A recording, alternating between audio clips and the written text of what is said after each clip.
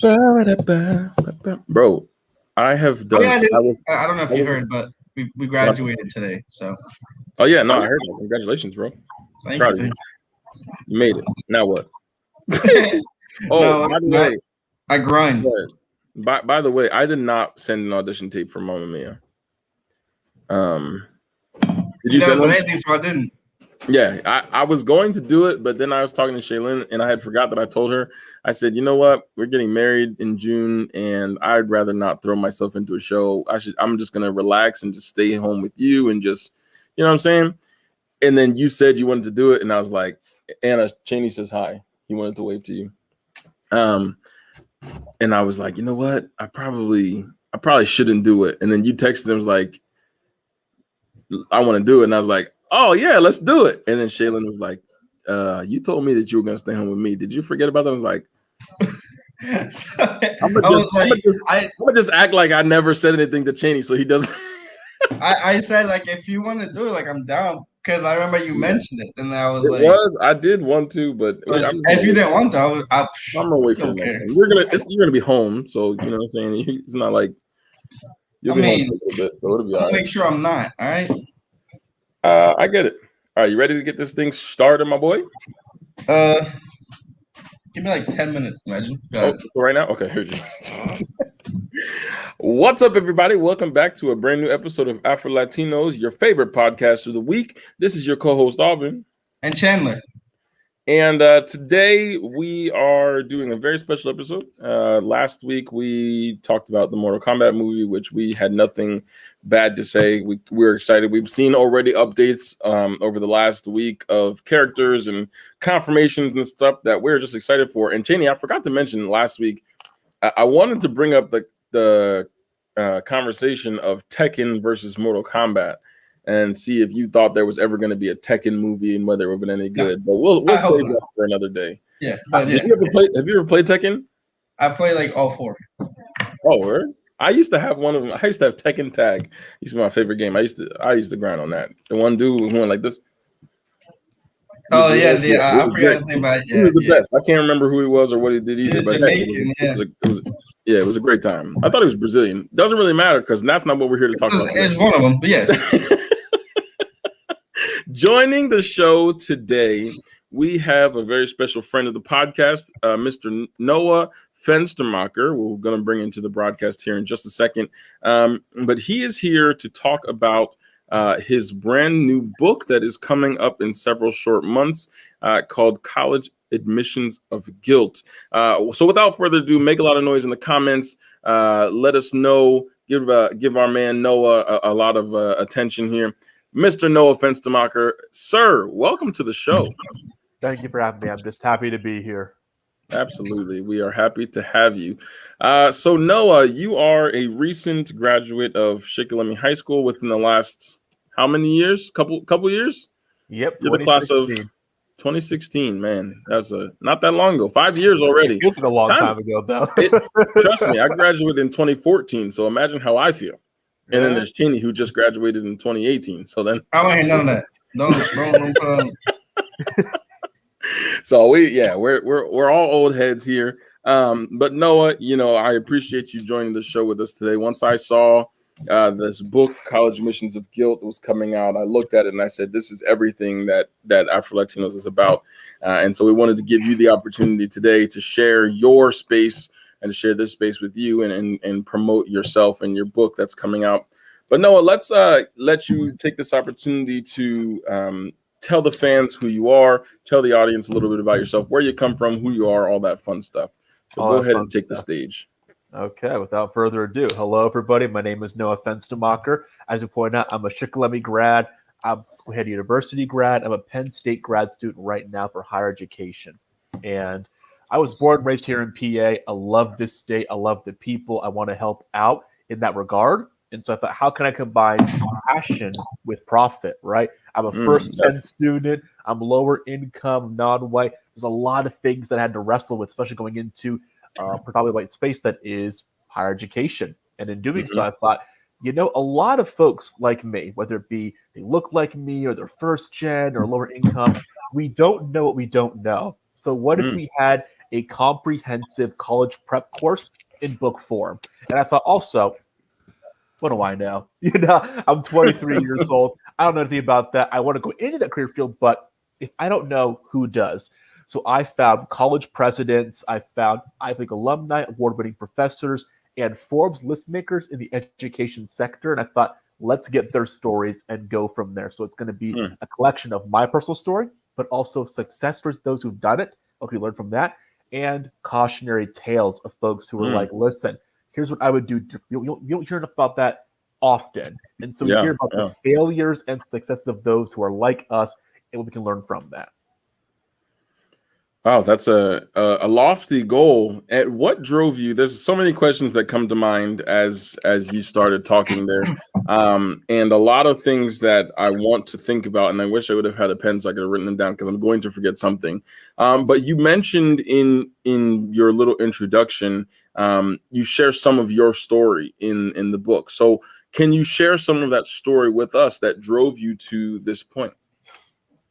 Definitely. So as I went into, especially undergrad, I realized that I was underprepared. And maybe that's on me, maybe that's on the system, I don't know. But for lack of a better word, I was not ready for a lot of the finer details of higher education. I understood about the hard work ethic and we got the financial under control, but it's these little things.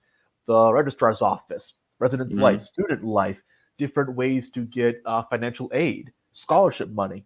I got a bit, but I didn't realize I'd get so much more and how the inner workings of that environment worked until I got there. And so I'm thinking, okay, well, if I could tell my story, the success and the failure, that could be a nice framework then to go into other stories, right? The Greek life, there's anti-hazing, there's diversity. At one point, I interview a Klansman. That's a whole chapter in the book. It's me finding a Klansman, interviewing him, talking about that, going back to the university, and launching a diversity initiative based off that experience. So it's things like that. So if that interests you, there's stuff like that in the book.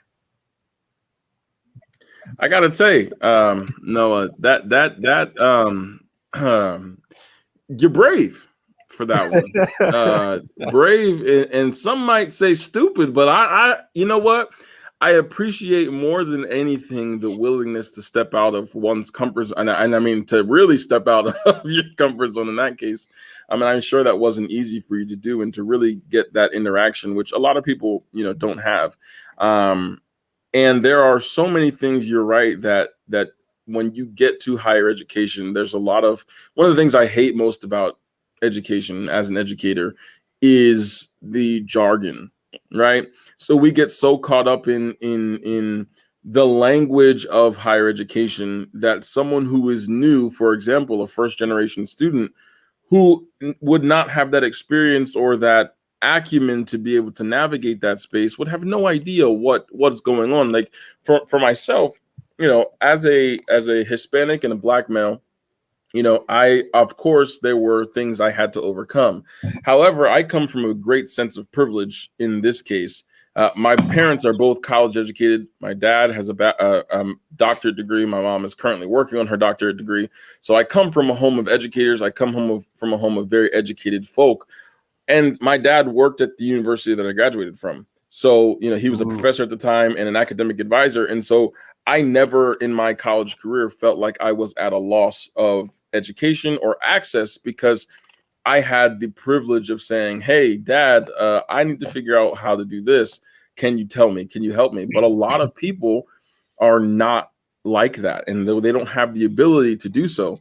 And so you mentioned yourself being a first generation student. Can you tell me what that transition was like for you to decide, first of all, I want to go into higher education. I want to further my studies at a postgraduate, a high school graduate level, and what that was like for you and your family in navigating those spaces that they had never been in, and where you found your sense of help. And I could keep asking questions, but go ahead and answer the one that I asked.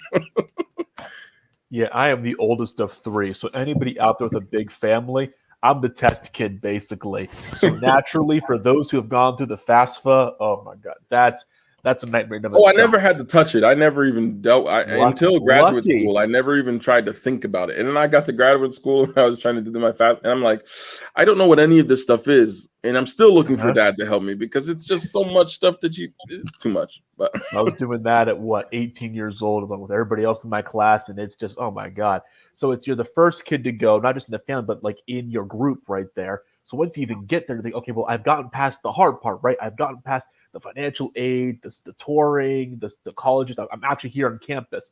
Like you said, it's so much about we don't know. And so it might not be that we're at a disadvantage.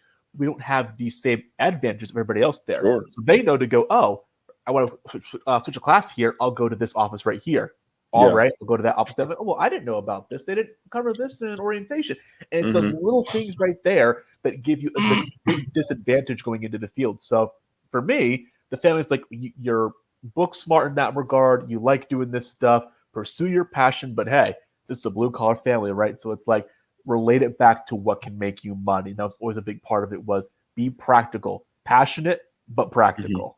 Did you ever find yourself having difficulty on either campus that you've been in? Even at Penn State, I'm sure that you have to deal with a lot of feelings and personal roadblocks that you run into based on race, based on socioeconomic status, based on a lot of things. And even at your level, I'm sure that stuff rears its ugly head. And so are there ever any experiences or really things that you look at that you find are just hard to get through, and days that are just kind of hard to really stand true to yourself in that sense? Does that question make sense? Yeah. I'm trying to think of like the way to put this. I have an answer. I'm trying to phrase it correctly here.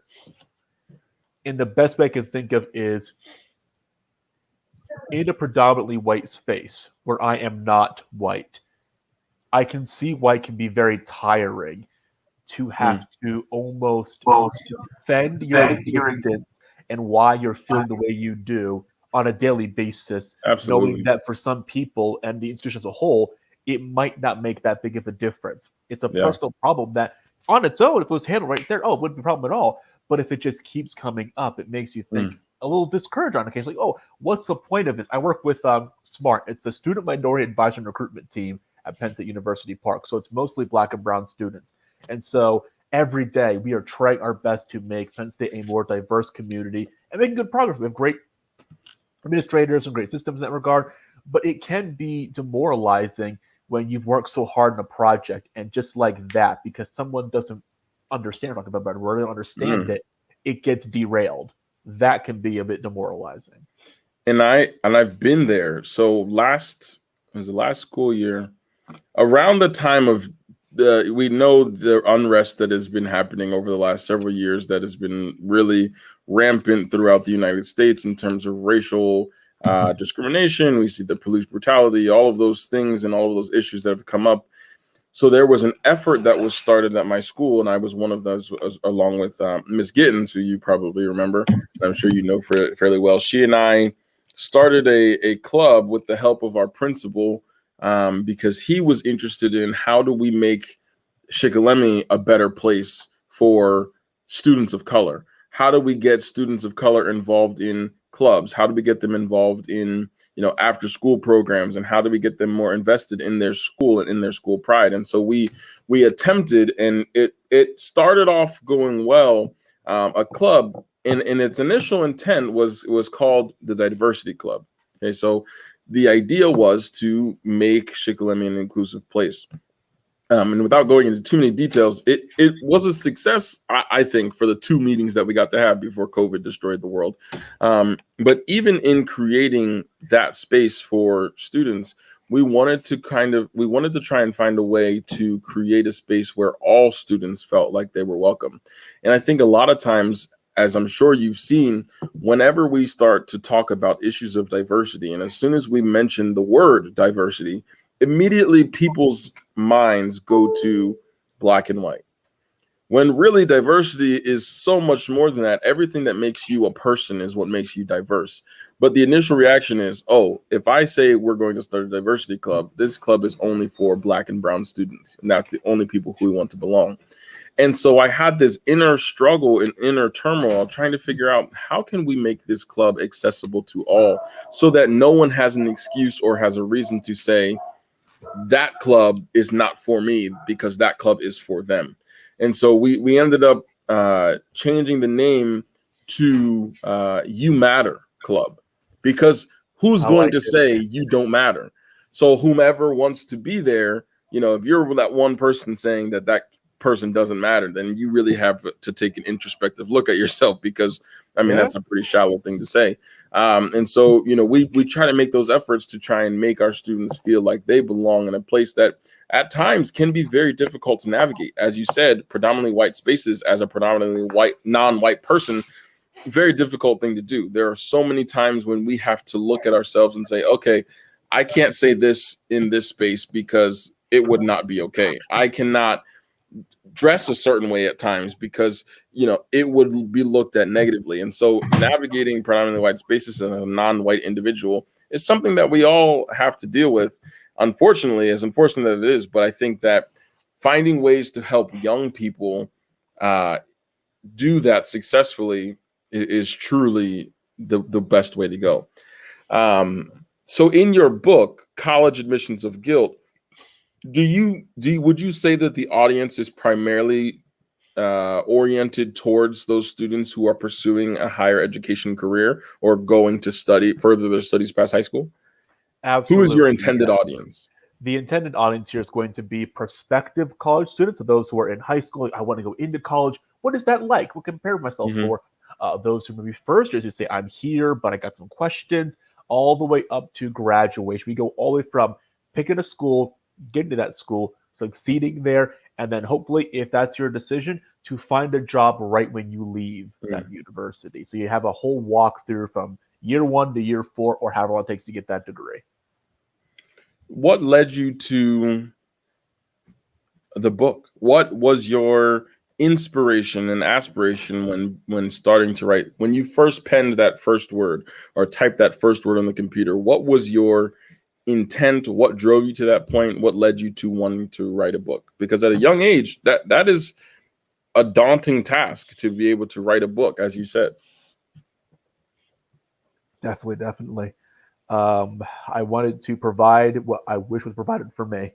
I look back and think a lot of well-meaning folks did a lot of seminars, a lot of programs, a lot of activities, and it would be, again, generalities here, it would be very, that's the word for it, actually general. It was a very general program. It would hit on the average thing, but when I had a specific question, it didn't seem like folks were prepared to delve into that, especially for the diversity elements, whether it be students of color, first gen, lower income. They'd be like, oh, well, I'm not sure about the over here. It would just be what do you call that? A goose chase of dead ends here. And I thought, what if I could gather all these details, all this info, put it into one place, and then give you a convincing narrative to say, well, what if I don't want to read a book about a bunch of facts? And that's not a bunch of facts. It's stories. Because we've been shown that we are more drawn to, say, faces over facts, names over numbers, and stories over statistics. So if I can wrap all of this boring stuff up in a story about real people like you and I, then people are more likely to read it and actually benefit from it. Absolutely. I think that's great. And Cheney, you can kind of speak to this a little bit as well. This quest for penning the right words. As Cheney, you and I have talked over several occasions, and this is kind of different facets of life and the way that this operates. But, for myself in music, when I'm trying to, like, there are a couple songs that I've been writing for forever, and I know what I want to say, but I can't find the words to say it. And Cheney has started some books and, some scripts for his school and things. And so at times we hit that wall and we can't figure out how to go forward. And so for you, did it come easy for you to, like you said, I mean, you talked to a lot of people. Was it easy for you to go out and find those people and to get those stories to tell and share those stories with you? And did it ever come to a point in your writing process where you said, I just can't find the right words to say. I don't exactly know how to portray what I want to portray and I should just give up? Were you ever wrestling with those feelings? Yeah, so initially it was just the rush, right? You start with the rush and you got everything coming at once. All the stories, yep, he's not a lot, all the stories, all the ideas, and you're getting it all done and you're loving it. And then I look at the next day and I'm like, this is stupid. I just want the idea to form in a way that's it's not connecting with me. I need it to flow in such a way that by the end of each chapter, you're like, that is powerful. A mini story right there. Song you want it to be like every stanza, every verse, like, yes, this is all needed. Another tough part is, what is it, Kill Your Darlings here about the revision process, because you can't have everything made to that final draft.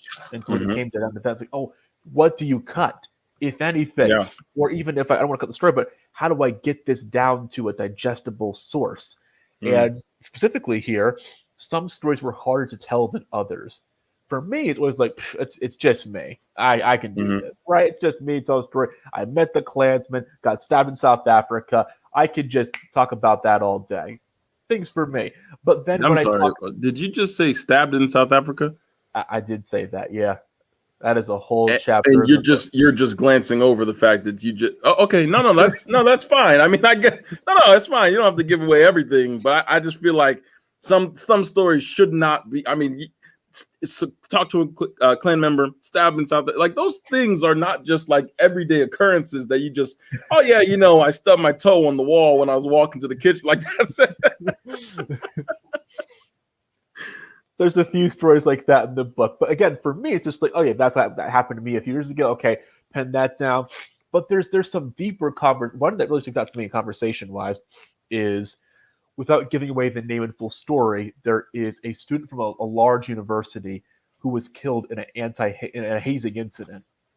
And his parents founded a whole organization around anti-hazing because of the loss of their son.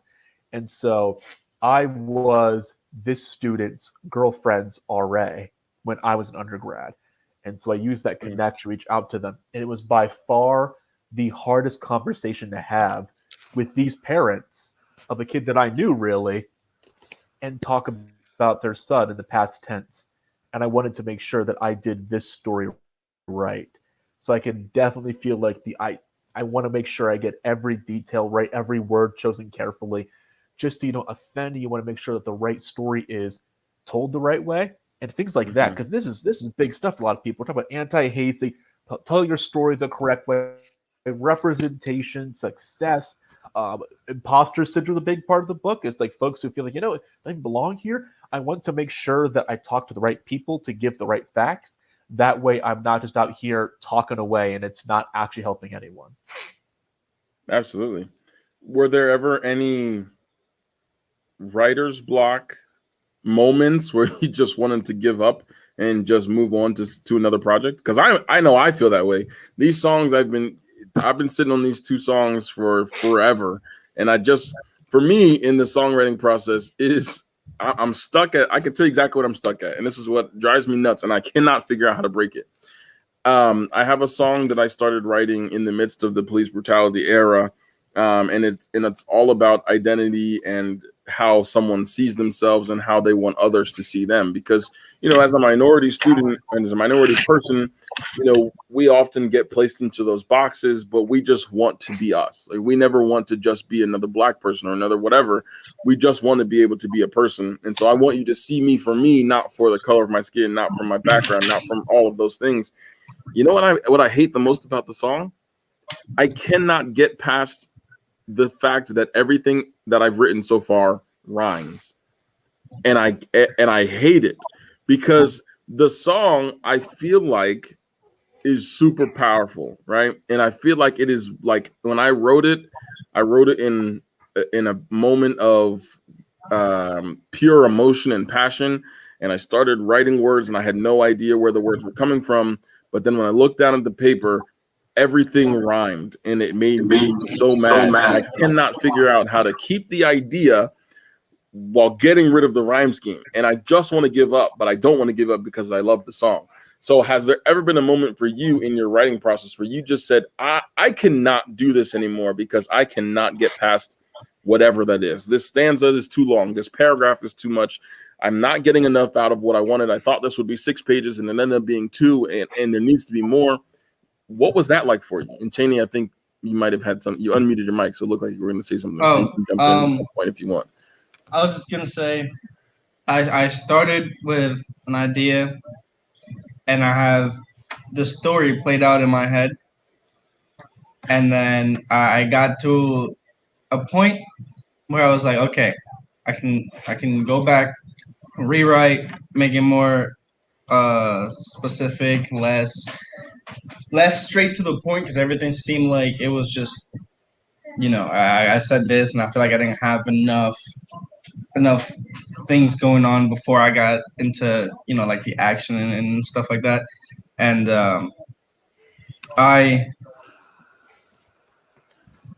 it's been months since I touched it, because I put it down and I don't even want to write the same story anymore. I was like, I feel like I liked it at first. I was so into it at first. I was like, oh, this is a great idea, and I'm going with it. And then I look back and I'm like, I don't think it's good enough. I feel like I need to write a whole nother story. So I'm stuck on that also. I like what you said at the very end, though, if you don't mind me jumping in real quick. I feel like I need to write another story. And I really resonate with that, the need to write the story. And to answer Aubyn's question, that's how it got me through those periods of writer's block. And should I keep going? And should I even be able to write this and get the right people? Is this story needs to be told. And it's not going to be told perfectly. I could sit here all day. It's not going to be told perfectly. But I will do the best that I can, open to the conversation of what could I have done better, but to at least get that conversation started, to get that advice out there, to get that ball rolling. So for at least somebody out there, they're saying, you know what?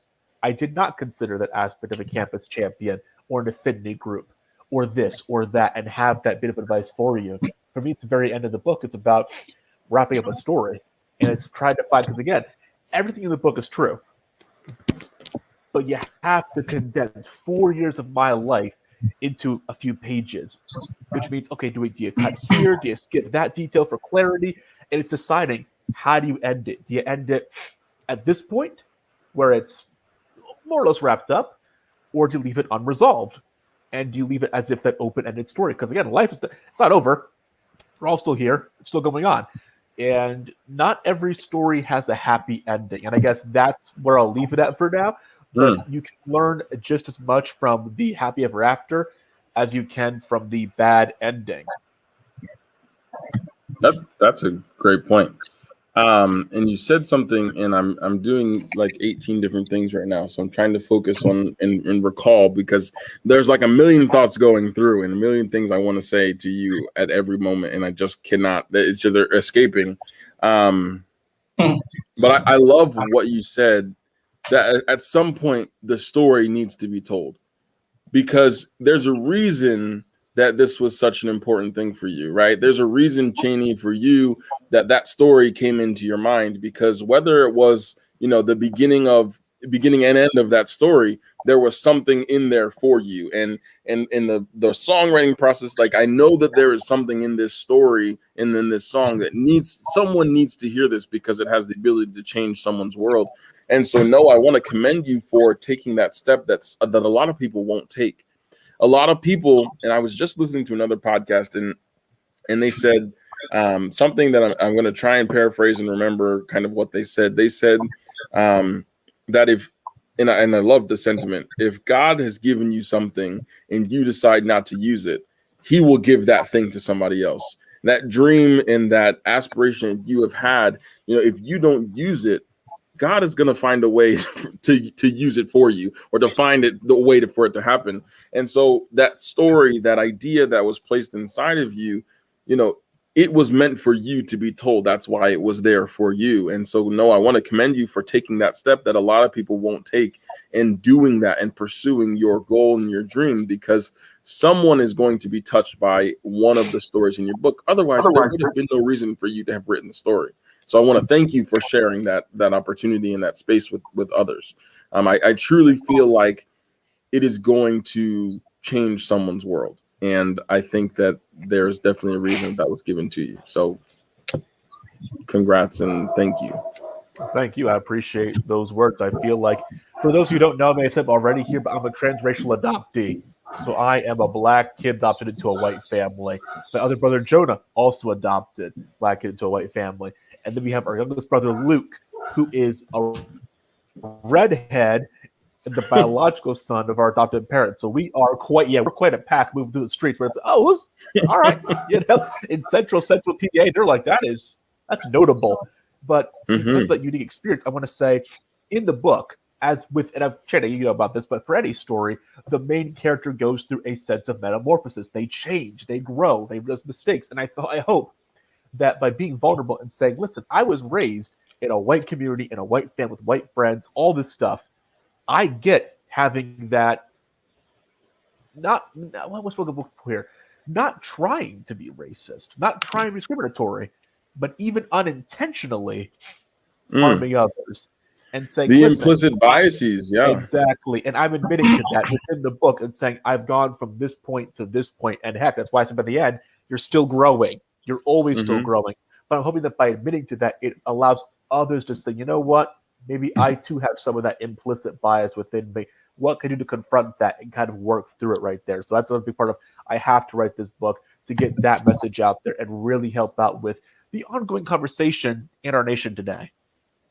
Absolutely. And my parents get mad at me a lot because I have come to a point in my life where I've spent a lot of time in life allowing others to speak for me and allowing other people to speak things over me that I did not believe and attribute to myself. For example, one of those implicit biases or one of those, what do they call them? Microaggressions that people have said. And Noah, I'm sure you've heard many like these, and Cheney yourself as well. And we've talked about this, Cheney, on previous episodes of the podcast.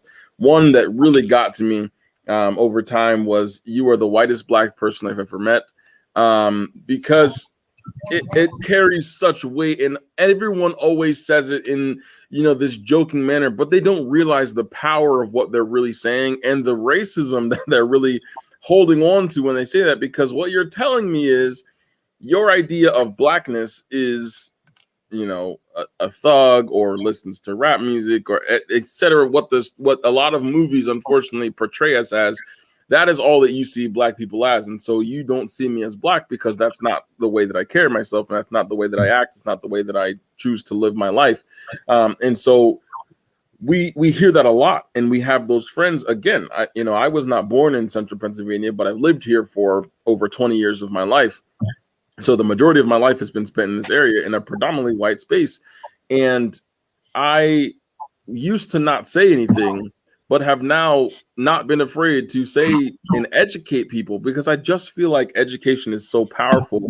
And that, yes, there are times when I should probably shut up. And especially on Facebook, I've gotten into many arguments and disagreements with people about many different political issues, many different issues that I feel are important to me. And I feel like if I can just say one thing to educate them in realizing the issue, they can change. It hasn't worked yet, Noah, but I'm going to keep trying, even though I'm going to behave myself because my parents have asked me not to. I'm not going to get into those discussions as much, and I've removed most of those people that I had those qualms with. But at the same time, I feel like in doing that, I'm doing a disservice because, my voice is now being stifled, and those negative thoughts or those potentially harmful thoughts are going to be continued, if I don't have that opportunity to say something. And so I'm sure, like yourself, you have run into that a lot. Do you want to share any of those experiences? Absolutely. Throughout the book, I start from a young age, and it's that you'd say implicit bias, that internalized racism, maybe against myself, and then coming to terms with that when you get to a university where you get a more colorful impression of different cultures coming together, and then you want to do the best that you get. It's almost like your own personal journey of those who are raised in an environment like this, but are looking like this, and how they come to terms with it. And they eventually come to a point of, this is a very complex issue. And it's going to take some nuance to really get things done. I want to just scream and shout when I see certain elements and actions, because how can you think this way and do this? Sometimes you do. But in order to affect real change, it does take that nuance. It does take that overall structural change. And that is a slower one to come about. And I think we're also the same thing here about we want to do that. We don't want to just get the one person here or there. I want it to be structural change that it does not happen again to the generation after us. That's what we're all trying to work for here. Again, why do the book? Because people have to say, oh, you went to a Klansman? Why? Because he's not just some far-off threat over in the woods. He is living in town. He's your neighbor. He's with your kids. Sure. It's a very pertinent and present threat. And I'm talking with that. I go to South Africa. You mentioned here already about people think diversity is black and white.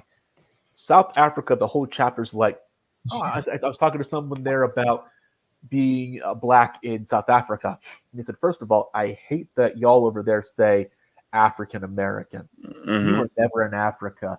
We're Africa. You're American. You're a black American. So I'm like, okay, unique perspectives here. Then it's like, for a lot of folks, they're just, I can't believe it. You said about being the whitest black guy. I was over here like, yes, because I've always been told that. And the worst part is that it's like, it almost stomps on your best memories because you just did something great. I'm like, oh, I got to like 46th place in speech and debate with my story. I'm like, oh, this is great. I'm a great speaker. I love doing this. And they're like, wow. Clap on the back. You're the whitest black guy I've ever met. Which just means when you succeed, when you worked hard, when you accomplished your dreams, that's not what you're supposed to do. That's something I would do, but not you. And I'm like, wow, way to put it in perspective. So I try to put these stories in there so folks out there might be like, wow, I do that. Maybe I shouldn't, right? And it's like, oh my God. Hopefully all these mini stories lead to a big revelation. And that's the thing that I think is so important, and why I always just keep doing it and keep sending myself down the rabbit hole of stress is I feel like the education aspect is so important that just that one, you say the one thing that changes someone's mind, and then they stop that from saying it to another person. And I've tried, Cheney, I'm going to put you on blast here, in our friend group, right? So one of the things that I don't ever allow in my classroom is there are two words. I'm pretty lenient in my classroom, but there are two words that you are never allowed to use in my classroom because they're always used incorrectly. One is the word retard or retarded, and the other is gay. A lot of people will say, oh, that math test was gay, or man, I don't want to do this work, it's retarded. And I stop them immediately because that's not what they're trying to say. But in using those particular words, you are negating and hurting anyone who is gay or anyone who is retarded or has a mental retardation, because you are attributing something negative to those adjectives. And so I always stop them and say, listen, you're not using those words. It's day one. These are things that I don't want to, that you're not allowed to say. And I'll have, it's the funniest thing. And I love it so much because I know it means I've made a change for at least a second, whether it's in my classroom or outside of the classroom. Whenever one of my students says it, they look at me or they look at each other and say, hey, you're not supposed to say that in here. And they're like, oh, sorry, Mr. Johnson. And Cheney and our friend group, they do it all the time. And it's so funny.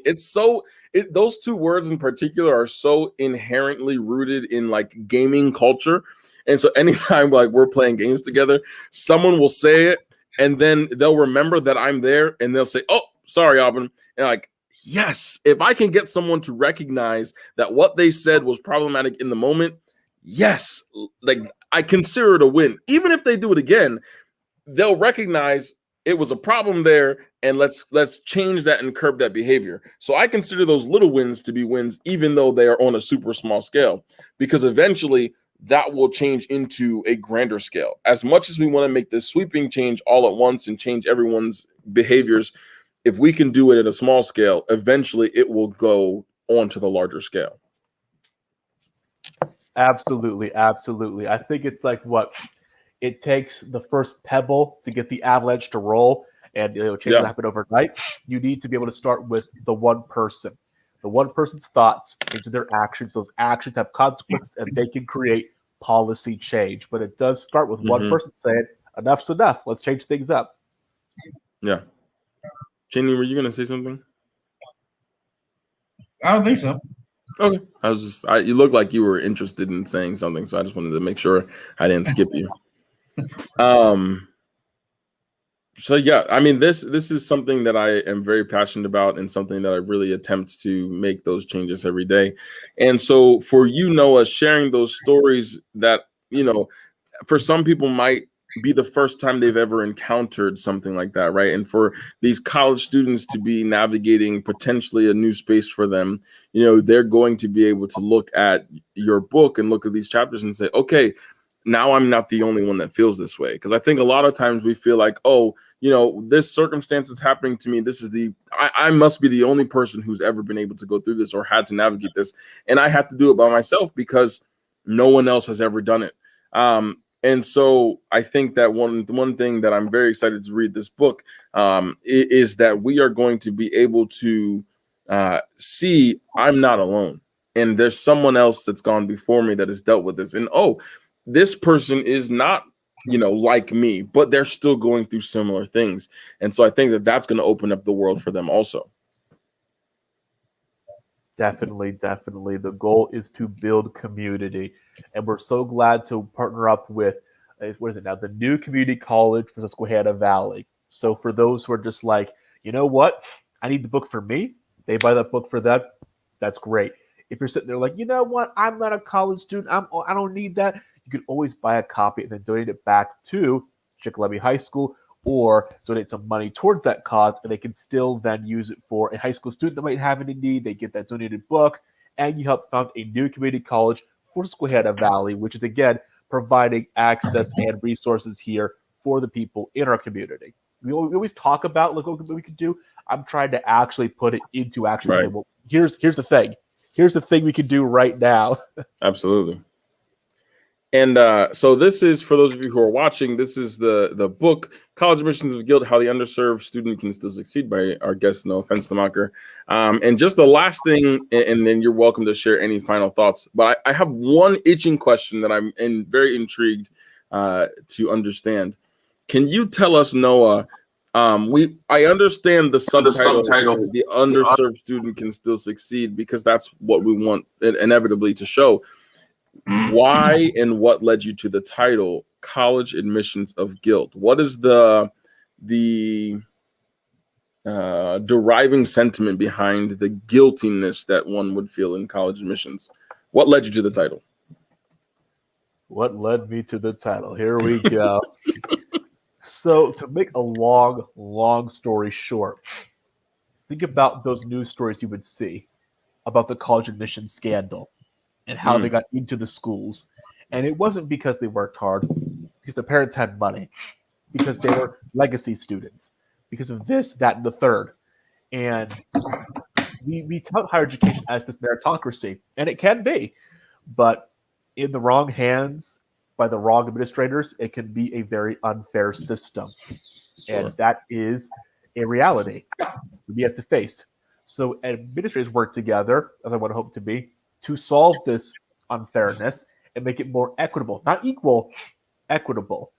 Equal is giving everybody the same treatment, which, again, on the outset, who treat them as equal. But sure, equitable is treating people differently to make them all the same. It's meeting them at where they are needed. And that is why it's the college admissions of guilt, is because, listen, this ain't fair. What you've been told is just, oh, no, just work harder. No, I'm sorry. That is not the case. That is why this book exists, to help us all move forward with all these inequities to be a much better, more equitable college. But someone has to be the whistleblower and say, you know what? This is not fair. That is the college admission of guilt. Wow, that's powerful. And I appreciate you sharing that, because I think that will connect to a lot of people also, understanding where the book really comes from. And your purpose and your mission for this book is truly phenomenal. And Cheney, before we end, do you have anything you wanted to add to the conversation? Do you have any questions or anything else? No. Okay. Noah, I want to thank you again for joining the podcast today. Thank you so much for sharing your story. Please do us a favor and share when and where people can find this book, College Admissions of Guilt. Any final thoughts you have on the book about the mission statement, let the people know so that they can make sure to get a copy. Of course. Thank you for the opportunity. So the big one is about 3 days left in our Indiegogo campaign. I can make that link available to you all here, but that's where you can pre-sale order and make sure you get an advance copy. Other than that, it's going to be late August of this year where you can get it on Amazon and Barnes & Noble. So it's going to be opportunities, obviously, to get it from there at that point. And as a final thought for this whole session here, my advice for folks is to find their affinity group. There's like a tagline. If there be any tagline to the book, it would be your first, but you're not alone. As you pointed out, a lot of folks feel like I'm the only one going through this, or this is the only thing that I feel about, or it's not that big of a deal, this, that, the third. And we're saying, no, those thoughts, those feelings, they are valid. Here are many folks who've gone through before. Look at them. They have doctorates. They're leading this. They can be your campus champion to walk you through it. Find your affinity group of peers or near peers that can actually work with you to succeed and achieve all that we know that you can. All right, I think you cut out there at the end, but I think we might have gotten the rest of that. So again, College Admissions of Guilt, Noah is going to share that link with me so I can share it on our Facebook page so that people can get that pre-sale. We want to make sure that we flood Noah and flood the internet with this message, and we want to support him as much as we can here from the AfroLatinos family. I am definitely going to be getting a book, and I hate reading, so it's got to be something really interesting to get me to buy a book. But this is one that I will definitely be purchasing and perusing. It'll be the first one in my bookshelf. So thank you so much, Noah, for joining. I am going to be putting the link on the bottom. Oops, I just clicked on it. The bottom of the screen here now, so you all can see it again, those who are watching. So please make sure that you check this link out. It's here. I'm going to post it again on our Facebook page. This is the link for the pre-sale for College Admissions of Guilt, How the Underserved Student Can Still Succeed, by our guest, Noah Fenstermacher. Noah, thank you so much for joining the podcast today. We appreciate you. We support you. We want you to know that we here from AfroLatinos appreciate your mission, and we are going to do everything that we can to help out. Thank you for having me. I'm just happy to be here. Absolutely. I don't say much, but Aubyn speaks for the both of us.